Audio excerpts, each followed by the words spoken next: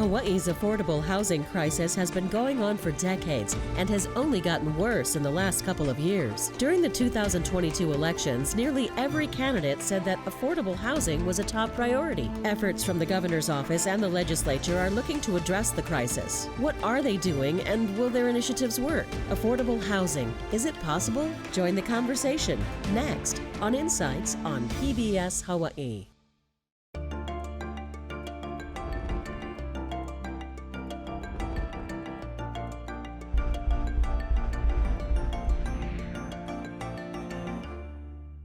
Aloha and welcome to Insights on PBS Hawaii. I'm Yanji Denise.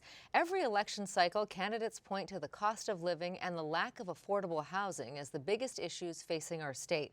This problem is nothing new. In 1970, a state commission report said Hawaii had an affordable housing crisis then.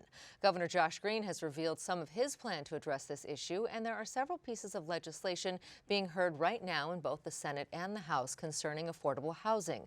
What is being done by our local leaders, and will any of these initiatives provide lasting solutions for this decades-long crisis? We look forward to your participation in tonight's show. You can email or call us with your questions. We also encourage you to get involved with the conversation happening right now on our Facebook page. Now to our guest. State Senator Stanley Chang chairs the Senate Housing Committee. He represents Senate District 9, which covers Hawaii Kai to Diamond Head. He's a Harvard Law School graduate and practiced real estate law locally before getting involved in local government.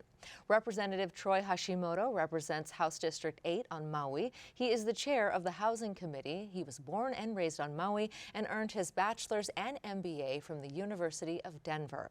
Kenna Storma Gibson is the housing director for housing policy at the Hawaii Budget and Policy Center. She completed a master's degree in public affairs from UC Berkeley and wrote her thesis on affordable housing here in Hawaii. And Nani Medeiros is the chief housing officer for Governor Josh Green. Prior to her appointment, she served as the executive director of the nonprofit Homemade Hawaii. She graduated with a degree in political science from the University of Hawaii at Manoa. Thank you all for being here tonight. This is such an important issue, and when you look at the problems plaguing our state, it really feels like all roads lead to housing. Nani, I want to start with you. You're the first person to have this title and this position. The governor created it special. Tell us, what do you think, or what is the governor working on right now? What are you working on right now that will address this differently than has been done in years past? We're doing a few things. In a very general standpoint, we are approaching it incredibly comprehensively. Our plan right now has 10 pillars that we're looking at. Within those 10 pillars are 157 ideas and solutions that we're exploring. Our most immediate one that we are working on right now is issuing an emergency proclamation on housing to help address some of the barriers and impediments to building. We're really focusing on what can government do to directly increase more housing and make housing more affordable. What within our scope, which is primarily things like land, infrastructure investment, and regulations. So 157 things we're looking at, but right now the priority is to get the EP out as soon as possible. Senator Chang, what are your thoughts about the governor's strategy as Nani just laid out, and what is the Senate doing specifically this term that could make a difference? It's very exciting to be able to work with someone like Nani. As you mentioned, in recent history, we haven't had a governor and an administration that was so dedicated to housing. That was all true all through the campaign. It's been true with the appointment of individuals like Nani and with the State of the State address. With the State Senate, we've been very focused on a couple of different things, starting with the public sector. I think one of the things that I've come to realize as the housing chair in the Senate for 5 years now is that we really aren't maximizing the tools that we currently do have. And as you know, I led a delegation to Vienna, Austria last year, to Singapore and Hong Kong a few years before that. And one thing that they had in common was that they were able to build a lot of housing on a revenue neutral basis and make it available to all on an income blind basis. And that's how they were able to, develop so much housing in such a short amount of time. And so we're really looking forward to working with the administration on jump-starting the direct public provision of housing in kind of a new old way. I mean, I have to ask, how can they do that in a revenue neutral way? Because we know housing costs money. It does cost money, but believe it or not, it's happening right now. The University of Hawaii is building 2 dorms right now that are revenue neutral, and they're also income blind, so they're not taking any revenue from the taxpayers. Cities like Singapore and Vienna, I know that they seem really well run compared to what we have here, but they are and were in many respects poorer than we are, and so they don't have the tax base to tax and spend their way out of those crises, especially in the 1920s in Vienna and the 1960s in Singapore. And so they had to be creative to build housing and in a fiscally prudent manner. And I think that's an opportunity that we've really lost in the last several years here in Hawaii. Representative Hashimoto, tell us about what the House is doing specifically on housing. Yeah, so I think there's many approaches that we're taking in the House. I think one of the biggest ones is we just passed out our budget for the House draft for the state budget. And I think we remain committed to funding programs like the Rental Housing Revolving Fund, the Dwelling Unit Revolving Fund. Rental Housing Revolving Fund, of course, is for rental housing. Dwelling Unit is for more infrastructure. So we made an initial $150 million investment. I think that's the start of it. We still have bills moving that we hope to insert more money into the budget for housing. But I think a lot of it is making sure that it goes to the right places. I think infrastructure investment is the long-term key to making sure that things within the transit-oriented development area, we have a train coming that's going to be transformational on where housing can be built. Areas like West Oahu can be unlocked if we give it a little bit of funds for infrastructure, to do on-site infrastructure. I think we can attract a lot of developers to make that happen. But I think you have to just take a look at the general barriers of what's happening with affordable housing, because sometimes it's just various departments, various processes are slowing the process of making housing available. So I think we're taking a look at entities like the State Historic Preservation Division, looking at how permits are being processed. And we have bills moving, and I think a lot of times it's personnel, it's human resources, making sure that they have what they need to make sure that these projects are moving forward. So a lot of times, I think the biggest thing that we have under our control is the funding. And I think we have to listen to these departments to understand why things aren't moving, give them the resources that they need. And I think sometimes at the legislature, we hesitate because I think that is something that we're unsure of, how, if we give them more money, if it's actually going to happen. But I think we have to give them a chance. I think we have a transformational time with the Department of Hawaiian Homelands, and that'll be very interesting. We just gave them $600 million. And so the House is very, very committed to making sure that all of that is spent on housing. Kenna, I want to bring you in. We mentioned off the top that this has been an issue flagged in 1970, and here we are this many decades later still facing the same thing. Where do you see, when we talk about the $150 million that that the House is now allocating toward this, where should the lion's share of that kind of funding go to make a sizable difference? Yeah, that's a great question. And I think there's a fourth element. Of course, you need money for the infrastructure and you need land, but you really need to finance the building with public money. Right now, only 7% of our housing total in Hawaii was financed with public money, meaning that the rest is privately financed and can be sold to whoever wants to pay around the world their maximum price. So there's no price control on 93% of our housing, right? And that's why we're seeing prices go up and up and up and completely divorced from local wages, right? So this $150 million, if we're strategic about it, we use some of the federal infrastructure money that's coming. We know there's lots of federal infrastructure money coming. We make sure it goes to land that's hopefully publicly owned already, county, state. And then let's put that $150 million towards building it, right? Which is what they do in Vienna and Singapore and Finland and other places. And then if we're putting up the upfront financing, then we can say this has to go to Hawaii residents and we can keep the price affordable long term, right? But if we only put money in the ground and then it's privately financed and privately owned, we completely lose control over the price and over who owns it. Yeah, Nani, weigh in on that. What do you think about having the government have more control over who actually gets to buy it? I'm still evaluating that concept because that is pretty new and very different. So. And I would think that it could be controversial, right? I mean, Senator Chang, what are your thoughts on that? I think that there's a really important point to be made here because even the projects that are government financed using mechanisms like the federal LIHTC or Low-Income Housing Tax Credit Program or the state's Rental Housing Revolving Fund that Representative Hashimoto was talking about, those are still privately owned and in many cases can, within just a few years, snap up to market rents. And as a result, the owner, the developer, the recipient of these public funds is then able to, pocket a windfall from, having the taxpayer build the building but own none of it, the private developer paying for none of it but owning 100% of it. And so I really do believe that if the taxpayer pays for something, the taxpayer should own it. And one example that we were talking about earlier is the Clarence Ching Foundation that made a lot of money through federal public housing. And I have a ton of respect because they're very philanthropic and built, among other things, this beautiful TV studio we're in here today. But the money did not stay in housing and build new housing. Instead, it went out and did other things and helped to further, as a result, our housing shortage continued to deepen.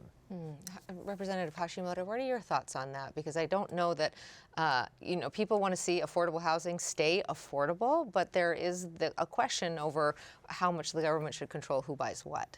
No, I agree with a lot what has been said, and I think part of it is we have to take a look at what is the role of government, right?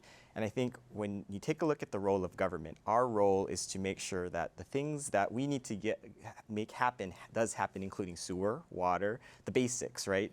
And I think we haven't been doing that. We've been trusting the private sector to take that over and expecting better results. But in terms of when you give it to the private sector, you give up a lot of control. So I think when you take away a lot of the costs, what you really want to do is you want to make a kind of a market rate housing, and it stays market rate forever. We don't want this kind of artificially low price.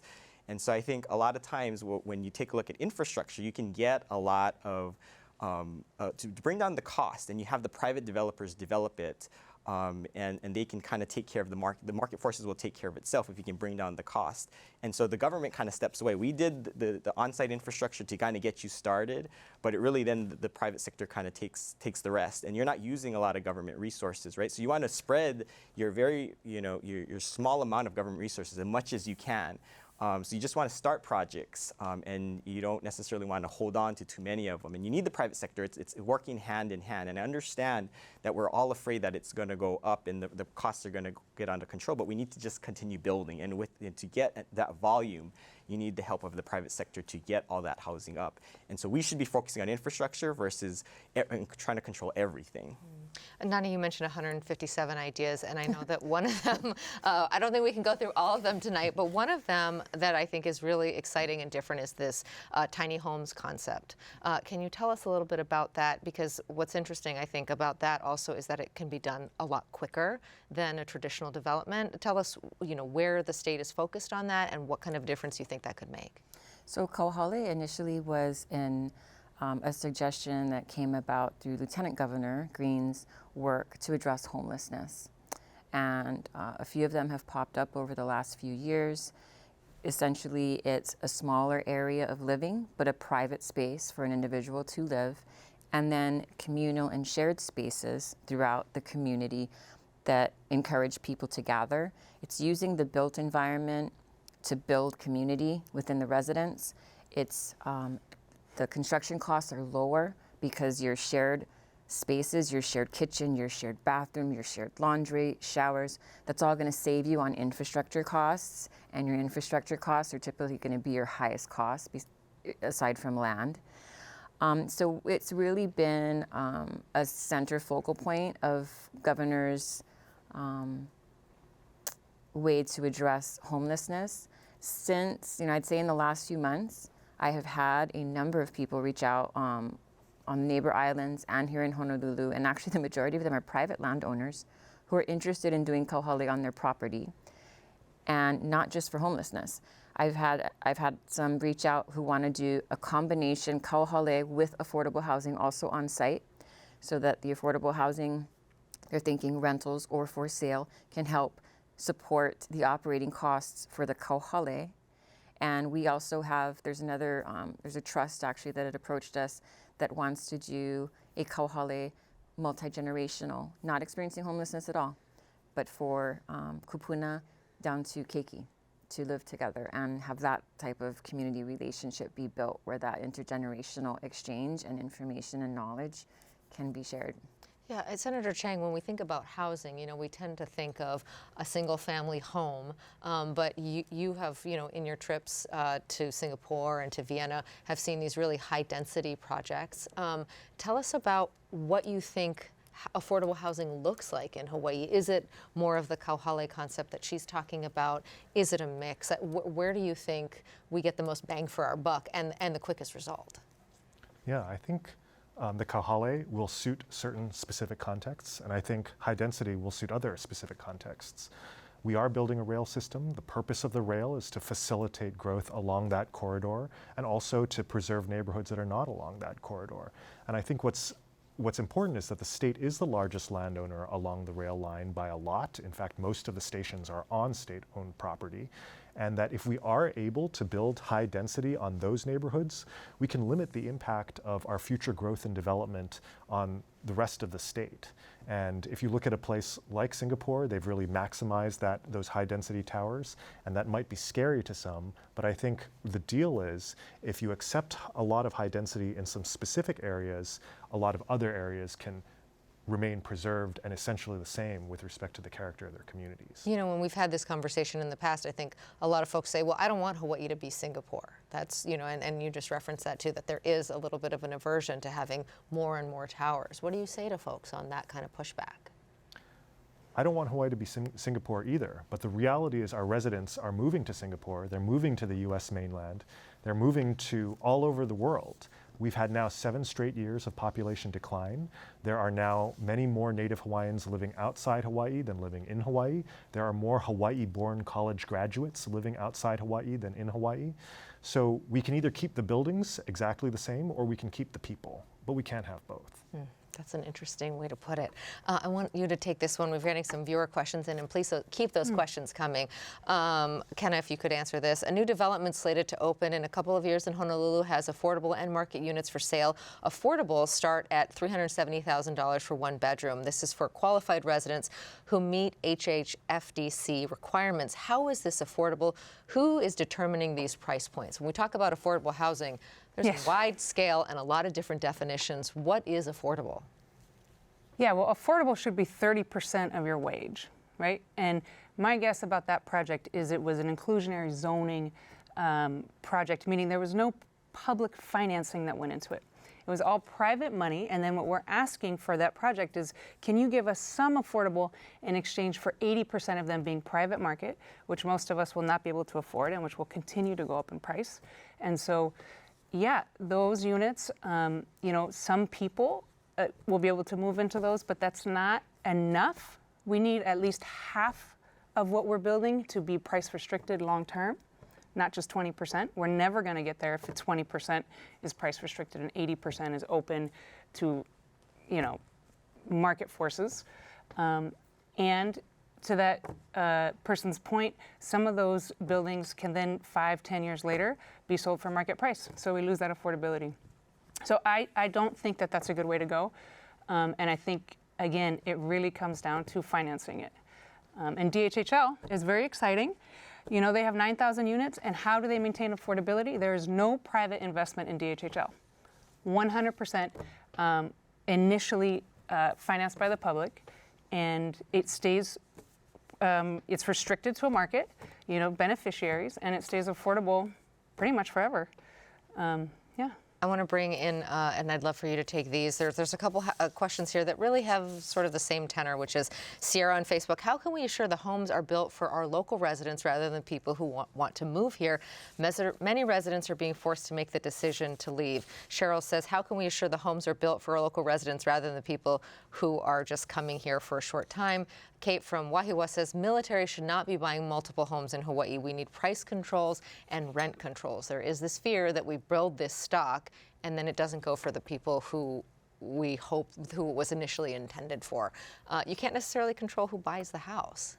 You can't, and I think that is going to be a continual concern that we'll have, over and over again. And I think Well, I'll point to another example that's kind of interesting that I do want to make sure that is said tonight. And you have to look at the county of Kauai. And I think probably those who are here already heard about this concept, but it's called Lima Ola. And the county of Kauai actually developed this 75-acre property. They actually entitled it. They spent 10 years getting all those entitlements. They put all the infrastructure in, and now they're at the point of trying to do either long-term rentals or leasehold, 99-year leaseholds. And this is, and this is a great concept that the county of Kauai has come up with. I think there's a lot of barriers for the other counties to do it because it took them so long. But I think this is something that we really need to take a look into because I think, we talk about density on Oahu. Well, when you go to the neighbor islands, there really is no density. If you're going to build a huge amount of density, you're going to get a lot of pushback. So, on the neighbor islands, you have a little bit more land. And so I think this is a very interesting concept that I'm wanting to push. I want the counties to really take a look at this to see if they can do their own Lima Ola type of project. As I said, it's rentals or leasehold. And I think that will keep the affordability down, and I think it'll control it to at least, you can't be so restrictive, but I think you can control kind of who is going into those those houses that are being built, and it's strictly controlled by the county, and it's long-term affordability. So I think we have to look at those kind of creative thinking and see how we can make that happen all across the state. Nani, there's some questions here from our seniors in our community. Debbie in Waipahu says, what is considered affordable housing? I'm in my 60s, live in Section 8, and there are very limited places to choose from, and I'm not sure how to afford something out of Section 8. Carl in Diamond says, why can't we just adjust for outlier situations for retired seniors who live in hotel rooms? They are being forced out and pushed into homelessness. The laws are archaic. On the subject of seniors, AARP Hawaii released some data last year that said that they're anticipating over 1,000 seniors to be evicted this year in our community, and so there's a real concern what will happen to the kupuna. And so what is being done specifically for seniors in the governor's plan? Well, twofold, I guess, is we're certainly looking at it from the housing standpoint. James Koshiba, who's the governor's coordinator on homelessness, would also be looking at it from that perspective in terms of at-risk, populations that are at risk and kupunas in there. There's also investment, excuse me, Our executive biennium budget request included a $14 million request for a program called the Rent Supplement Program, which is administered by the Hawaii Public Housing Authority. It's an existing program that provides up to $500 a month subsidies for rentals. And historically, it's only received maybe somewhere around $1 million in funding from the legislature. It is the funding primarily goes to kupuna because there's $500 cap and only $1 million appropriated. They serve usually be 30% AMI, 32% AMI and below. So you're very, very low income kupuna. We requested bumping that up to 14.5 million or 13.5 million, something like that, to serve an additional 2,000 kupuna or 2,000 households. I'm not sure where that's going to fall out at the end of the legislative session, but we are definitely trying to support both with funding and exploring other housing options. As I mentioned earlier, kauhale for kupuna is something that we could look at. And I just want to also touch upon, the comments that that Senator made after I was speaking. Kauhale they're not restricted to tiny homes. You could do an SRO, you could do condo, you could do multifamily. You design the kauhale for both the place and the demographic that would be living there. So you could definitely have more density than tiny homes that are scattered in a kauhale. And you can do kauhale for people that are not experiencing homelessness as a very, very low income option because your rent at a kauhale is going to be $500 or less. Because probably. You have, and just for our viewers who are not familiar, the whole idea is you have a shared kitchen, shared bathrooms, things like that, and that the standalone structure, if it is a standalone structure, is really just the living and sleeping space. Mm-hmm. And it's, and depending on, again, what it's designed like, I like to think of it as, so in the case of the one that I helped to develop, they were tiny homes, 100 square feet, 20 square foot lanai, more or less. And a really beautifully landscaped community area, big, huge pavilion that seats 60. They can have community events. They can invite neighbors from the outside, to come and host events. But so if this is the house, you're not just living in the house. This is where you sleep. This is where you keep your things. This is where you maybe hang out when you need privacy. you live out here too. You have all this other space with neighbors, you know, to gather and share and spend time and farm, you know, make some community farm beds. It can be a really exciting option to consider for very, very low income rentals, aside from addressing homelessness. And it sounds ideal for seniors. Yes, it's right. Seniors, they want to be with their peers probably, but they also might want to have spaces for their family to come visit. Tom in Waikiki has a question for you, Senator Chang. Should the Alawai Golf Course be considered for housing? What kind of public land should we be looking at to develop into housing? I don't know if you take away the Alawai Golf Course, you might have a lot of calls tonight, but what are your thoughts about converting more public lands to build high-density housing? Yeah, so I don't know about Alawai Golf Course in particular, but I think what Tom has correctly identified is that we do have a huge portfolio of public lands that are on the rail line, that do have water infrastructure, sewer infrastructure, that are already within the urban core, so they don't need a ton of additional state investment. And I think that's one of the common themes that we've all been talking about here, is that taking these existing state lands, government-owned land, so we don't have to buy expensive land from the private sector, and developing them with more public sector control, so that it's not just unfettered, you know, developer builds whatever they want and sells to whomever they want, but is able to identify, you know, use that public sector control to say that, you know, these units can only be occupied by Hawaii residents who own no other real property, and that I think really is getting to the core of what the future of Hawaii should look like in terms of development, and where should our future generations go. I think that's probably an emerging consensus as to where the future growth should be. I want you to take this one, Greg from Makakilo. How can we stop people from purchasing multiple properties? This is a theme here tonight, for greedy gains and outprice the local people from having a home. That is a tough one. You know, there have been moves even this session to try to limit foreign investment, to try to limit, you know, non-Hawaii residents. Ultimately, one of the measures seeking that failed. But is there a way to put some caps on that? There is this perception that there are a lot of outside investors who are driving up the prices.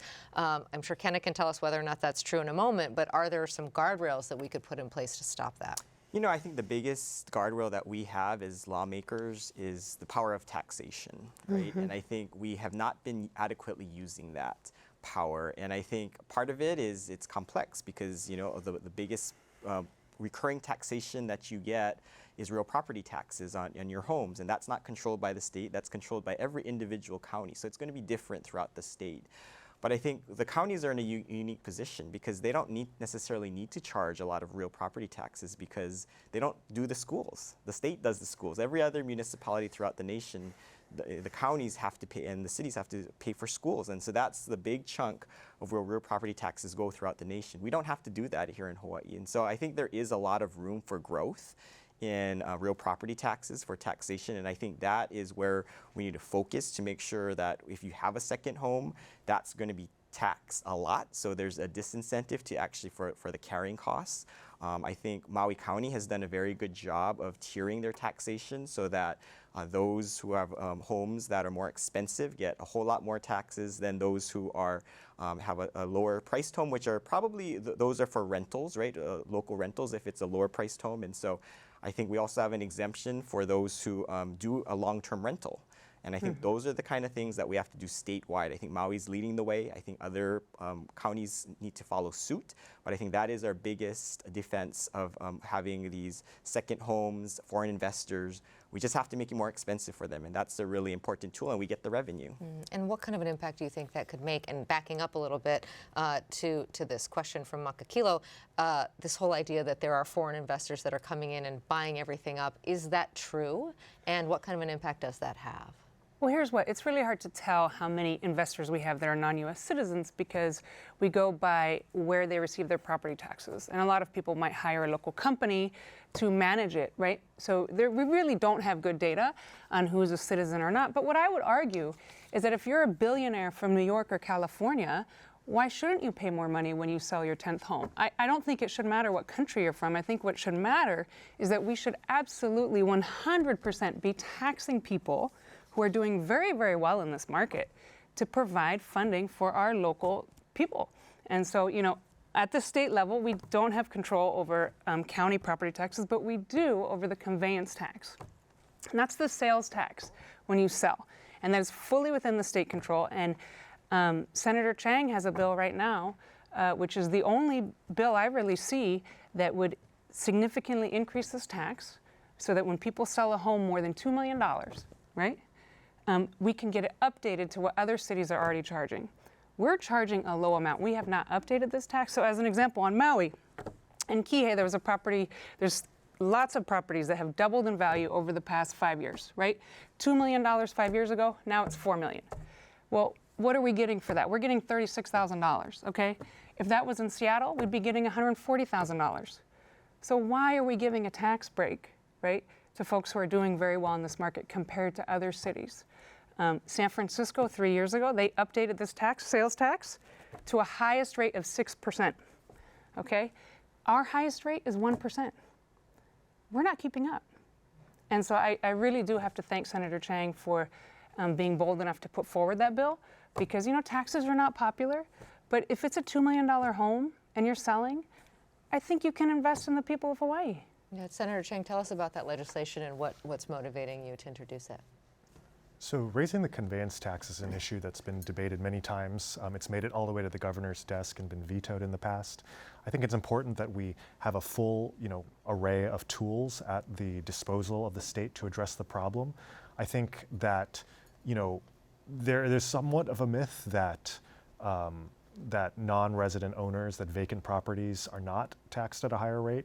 I remember very well when I was on the city council creating the residential A classification for non-homeowner occupants over $2 million. And that tax rate here in the city and county of Honolulu, if you're not a homeowner occupant, is now 3 times the tax rate for an owner occupant. And so I think it's important that we look at the picture holistically, because we're in the 2 years, last year and this year, of really unprecedented budgetary surpluses. And that's enabled some things like a $600 million record appropriation to DHHL, which we can all agree is a fantastic development. But if that funding is spent at the rate that it costs to develop housing under our existing programs, that would create maybe about 3,000 units, which is about 10% of the wait list, which means that 90% of the wait list is still waiting. And so we need to not just focus on raising more revenue, but we also need to focus on more efficient ways to develop homes with taxpayer funds. So a lot of the state programs today are averaging $180,000, even $200,000 per unit in terms of subsidy. The city is doing a program called Bill 1 that is giving only $15,000 to create units at the same level of affordability as some of these state programs that are pushing $200,000 per unit. So as much as I think the state can and should be more involved, I don't necessarily think that just increasing the burden on our already strained taxpayers is the way to go. And I really like to see a more efficient use of government resources on those successful models. Nani, this might be more of a question for DPP as opposed to the state, but Kyle in Honolulu is asking, will there be easing of zoning restrictions in residential neighborhoods to include more opportunities for ADU and easing the permitting process? What's being done in planning department to fast track these permits? This is really a city issue as opposed to one at the state, but there are some moves. I know that Hawaii County Mayor Mitch Roth is pushing for some deregulations of some of the restrictions on permitting so that things can move faster on the neighbor islands. So tell us a little bit about sort of cutting the red tape, if you will. I would say for the counties that we have heard from, I think there's general consensus that that needs to happen. There is currently a bill moving through the legislature, I think it's House Bill 1206, that would create a pilot program to create a state Department of Planning and Permitting within the Department of Accounting and General Services. We actually have, I'm not sure who introduced the measure, but we in the governor's office with the emergency proclamation have a similar item that we are considering, where housing projects that fall under the definition of housing under the EP would be able to go through this state permitting process instead of city DPP or county DPP. And we're continuing to have, I think, conversations with counties about how could we come to or create, prioritize a system that would help with our housing, permit applications, planning applications, third-party reviews. So would that bypass like DPP here in Honolulu, or would that be just specific for the neighbor island counties? It covers the whole state under the under the emergency proclamation. And then there's a second provision that we're still working on. Again, we're still in draft stage. But to answer that gentleman's question, yes, it would peel back all of those things. Cheryl from Maui says, aloha from Maui, this one's for you. New Zealand's government passed legislation that only allows New Zealand residents to buy homes. Why can't we do the same? Ben from Kaneohe, in a similar vein, the requirement for purchasing affordable housing should be for residents living here for 20 years, then 15 years, then 10 years. So the longer you live in Hawaii, the faster you can purchase a house. Is there a way to give priority to certain residents if they've been here for a certain amount of time, or if they fall into a certain class, be it age or what have you?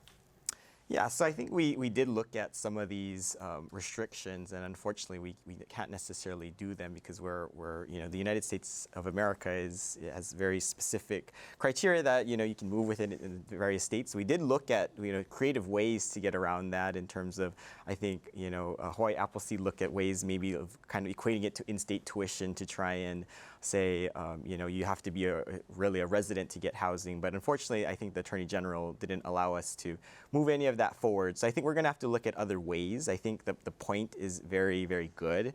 I think we need to find ways to prioritize local residents who've lived here for a very long time. I think how developers try to do that is, of course, you don't want to do online applications. You have to come and pick an application up when something is available.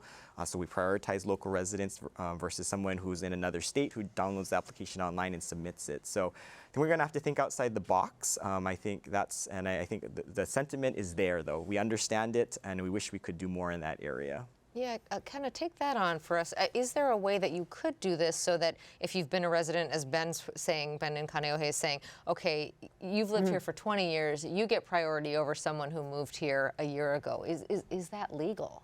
If it's local money, right? So if you take federal money, which historically a lot of our state-funded affordable housing was with a federal match program. That's the low-income housing tax credit program, right? So if you're using federal money, you can't do that. If it's private money, you can't do that. But local money, if it's 100% state or county, then you can. So we found this out talking to Washington, D.C.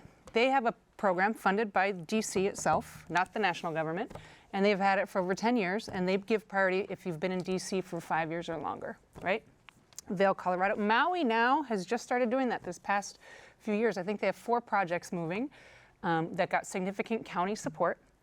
And so they said, okay, in exchange for that county money, we're going to prioritize by how long you lived on Maui. So but everyone gets in the lottery, so everybody has a chance.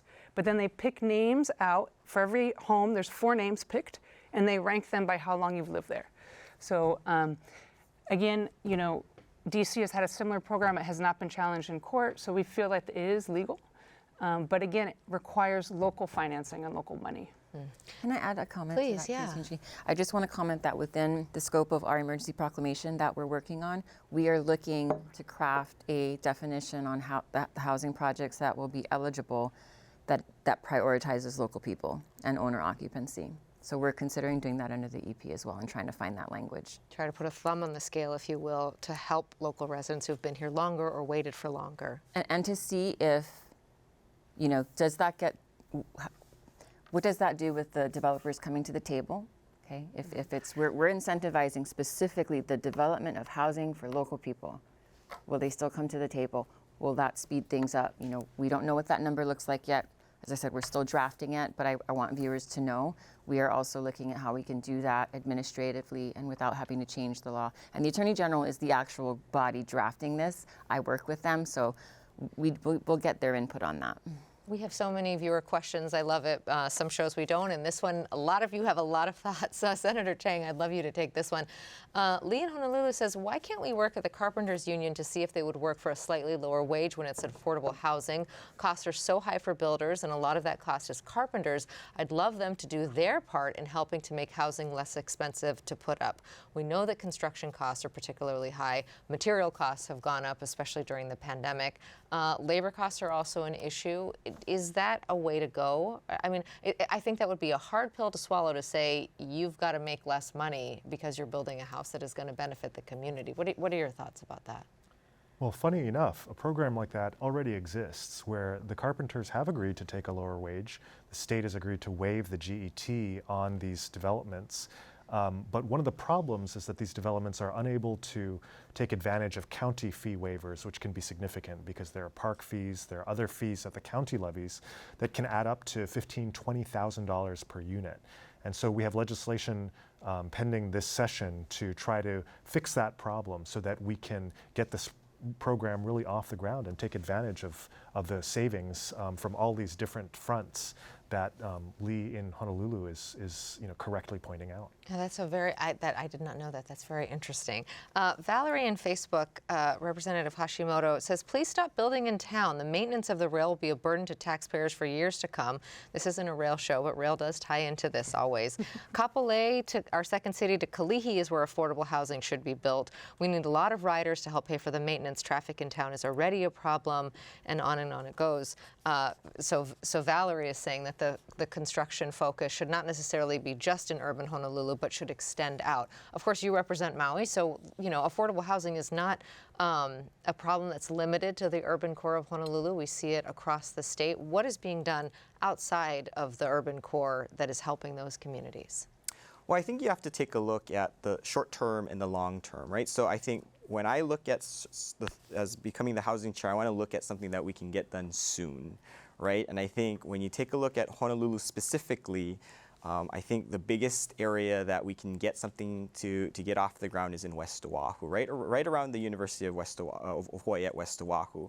And I think we're in the talks to see if we can just give them a little bit of funds to do on-site infrastructure to make that development happen. And so I think that is something that we really want to see this year. It's probably only about 10 acres. It's going to get us 500 units, but they think they can get it off the ground maybe within the next year to 2 years. And so that's the kind of thing that we're looking at. What can happen right now to make the biggest difference? And I think we're looking at all these different projects, and I think if the governor wasn't so focused on it, I don't think we have the same focus. But because everyone is so focused on this, I think we're putting a lot of our heads together to find what is the best places to get us housing projects very quickly. When you take a look at the longer term, obviously it's going to be along the TOD line, and a lot of that TOD space is not in the urban core. It's as you get along in Kalihi, Iwalei Kapalama, all the way out to West Oahu, and I think that is where the development needs to happen. But the development's not necessarily going to happen until the rail starts moving. So at least we know July. It's possibly going to happen in July. But when you take a look at, I went to the University of Denver. They started light rail when I got there. 10 years later, there was nothing along the rail line when the light rail started. 10 years later, so much development. So I think there's potential. It's going to happen when people realize the value of the rail system. So I think there's a lot of potential and hope, but we have to get all the pieces together and ready. Jean in Kaka'ako has a question, and I'd love for you to take this on. Regarding people purchasing more land, for an example, Oprah continues to buy on Maui. Is there anything lawmakers could do to offset this or tax them more because it cuts down on the purchase power of local residents? I would imagine that there's not much we can do. Is there what would you suggest we do when people buy huge swaths of land like that? We do need to tax them. That's our legal way to handle that. And I like Oprah, always have, but I would gladly sit with her and tell her how she should contribute to the people of Maui by having a much higher tax rate. Maui has gone in that direction. I think they could go even further in that direction. And then what you can do, which is how Lima Ola started on Kauai, is the public sector, county or state, can buy the land while it's still agricultural land before the infrastructure is in. You want to buy it planning ahead. And that way, when the infrastructure is invested, it's going to be fully public and it can be price controlled. So Lima Ola will be 100% price controlled, affordable forever. right? Because the public invested and they did it before all the infrastructure was put in, right? And so let's be strategic, right? Yeah, let's tax it and then buy other properties in Maui that are ready for development. One of the things that we've talked about, and I'm curious if this is on your 157 rather, ideas list, is this idea of using some of the school properties, the DOE properties. We talk a lot about the teacher shortage in Hawaii. We know that a lot of that, of course, is tied to housing. Same when we talk about medical staff and the lack of affordable housing for people who work in medical care. Is there still that sort of push? Is that part of the 157 to try to perhaps use some DOE land and have that for teachers or for administrative staff for schools? Yes, it is on that list, and we had actually testified in support of a couple of bills that were being heard in the legislature this session that have to do with teacher housing pilot programs on campus. And I've spoken with the chairs about provisions within the 201H statute, HHFDC, which enables them to help develop teacher housing specifically as specified. So in terms of, we made a really big budget ask this year to the legislature, $1 billion for housing development. And we'd like flexibility with that funding, similar to what the legislature gave to DHHL with its $600 million. And part of it is because we can't anticipate or forecast future projects, especially when the boards of directors of these housing agencies haven't approved them yet. But we would love to take some of that money that we asked for and invest in teacher housing. Teacher housing and healthcare housing are two of our priority industry areas for housing. What are your thoughts about that, about building up on school properties? I think it's a great idea. We have a couple of bills at the legislature right now. I know that Representative Hashimoto is working on one. I was working on one with him, actually a great idea that he had to help provide some help to first-time home buyers. And we were really brainstorming ways to narrow down on which of these target populations is the most important. So are we talking about teachers? Are we talking about civil servants more broadly? Are we talking about people who have spent a really long time on the DHHL wait list? So I think it's important that when we have these scarce taxpayer resources, in some cases, $100,000 at a time to, a lucky family, that we be very, very targeted in who's receiving those funds, because taxpayer resources are not unlimited. And even at, $1 billion, even if we had $1 billion surplus a year that all went to housing, we would still need double that to actually end the housing shortage. So we taxing and spending will only get us so far. How do we target that money so that it is more efficiently spent and that we get what we want out of this? Well, Senator Chang and I always have a very, very robust discussion about this. Of what is a subsidy that is adequate for someone, right? Because part of it is, I think what we do right now is we give someone some type of credit, or we give them a first-time home buyer grant, and they take it from us. They get really good priced housing. But unfortunately, it's not necessarily coming back to help the next generation, the next set of families. And so I think, when we talk a lot about ideas, you really have to think about the subsidy of what we're giving to someone to make it affordable. And I think the bottom line is what I think we both are in agreement of. The money has to be recycled and it has to be used over and over again. And that's the hard part is, when you want a very small amount of subsidy to go far, you have to get creative on the type of programs, right? So we have the Rental Housing Revolving Fund. It eventually revolves back. It takes about 30, 40, 50 years sometimes to revolve all the way back when we subsidize a project. That's a really long time. It's hard to help the next generation. I think when we do for sale housing, we have all these various waivers that we give and fee waivers from the counties. They then have a 10-year provision that it has to stay within affordability. They sell it off and they make a windfall right after the 10 years. And so we have to be strategic in what we do. We can't just give away money. We have to figure out how to make sure that it revolves back quicker. I think there's ideas on the table. I think there's various programs we're looking at, but I think that is something that needs to happen. It's kind of a cultural shift of how do we figure out what is right in terms of making sure that they pay that back. So I think the program that Senator Chang and I were thinking about and looking at was we give a developer a set amount of money. to discount the price, but then they have to pay all that back over a 30-year period, we were thinking. But of course, we were going back and forth of, is 30 years too long, right? Don't we need that money back quicker to help the next family? So still in the works. It's called the Dwelling Unit Revolving Equity Fund that we're trying to figure out. But I think it's those type of programs that we really need to get deployed very quickly. Kenna, who's done this right? What city can we look to say, okay, and I know Senator Chang has visited cities around the world, but I'm interested, who are there cities that have done that, where they leverage the funds and get to use them again and again in a way that doesn't take 3 decades to get that money back? Yeah, well, there was a housing conference and we invited some folks from Finland to come. And actually, Senator Chang came to a conference they had last year. And so they had a homelessness problem, an affordable housing problem. And they said, you know what? We are going to become a one-stop shop for developers to get their money quickly and at very cheap interest rates, like 2% interest, 3% interest, which you would have a line out the door right now because that's not what they're getting from banks. I'll tell you that, right? And so they get the money quickly, they get it built within 2 years, right? They came and talked to us and they said, oh yeah, we build thousands of units within 2 years. The key though is not everyone can afford the cost of construction because it's expensive, right? And their cost is just as high as ours because there's a lot of snow a lot of the year, lots of unions. And so what they do is they also have robust rent assistance, and that's what we need. We need to make sure that, yes, we're going to get this funding out to get the buildings built fast, and we can give you very low interest financing. We can do that. HHFDC does it all day long, 1%, 2% interest, right? And then we also need robust rent assistance for people who maybe they're not qualified for a mortgage right now, or maybe they're on a fixed income and they only have $2,000 a month. So we're just not going to be able to build a home where you're going to afford it for, we're not going to be able to build at that affordability level if you only have $800 a month for rent. We're almost out of time, but I do want to get to each of you. And this is the pushback that we were anticipating. So Senator Chang, I'd like you to answer this one from Ali. He says, at what point is it too much development and building of housing? Governor Green seems to be ignoring this. What do we want Hawaii to be if we continue to build at the pace that the governor agrees to suggest?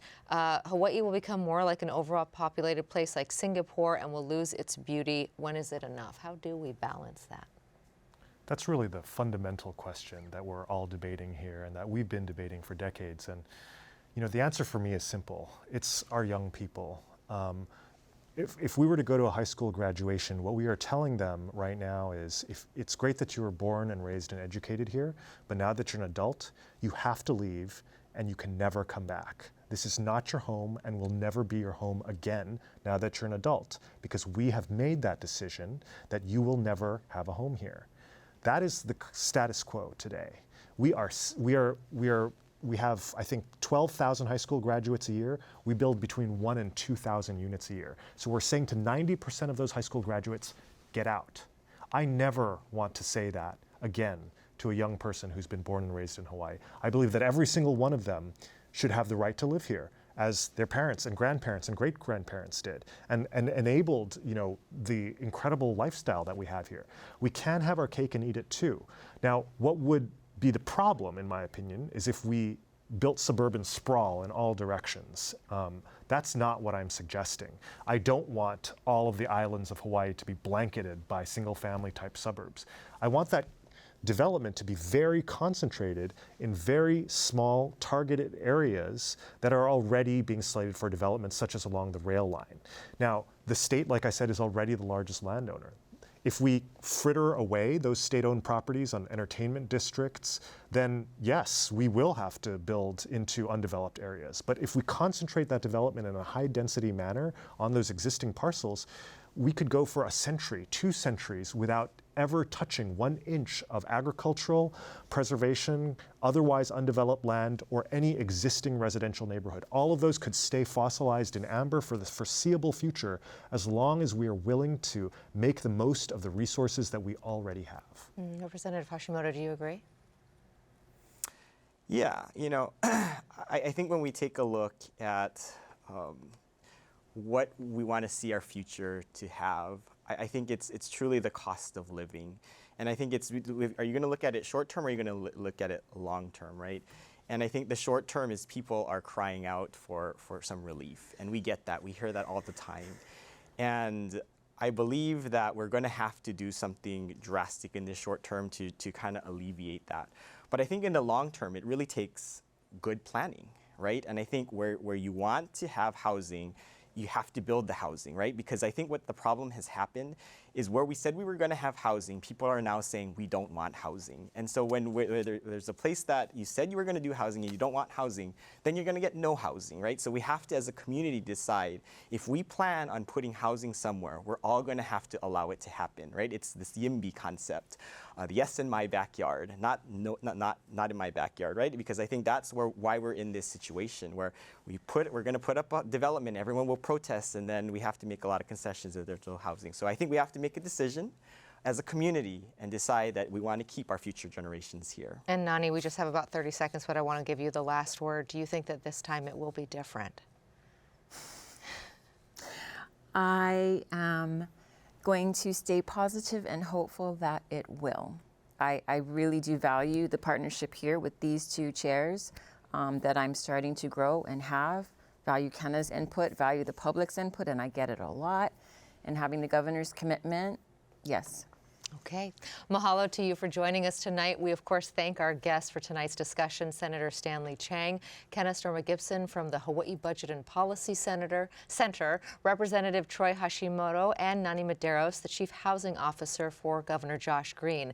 Next week, we are discussing property taxes here on Oahu, a related subject. As home prices skyrocketed during the pandemic years, so too did property taxes. The increase in the assessments of many homes has put a significant strain on homeowners. So what can be done to address this issue?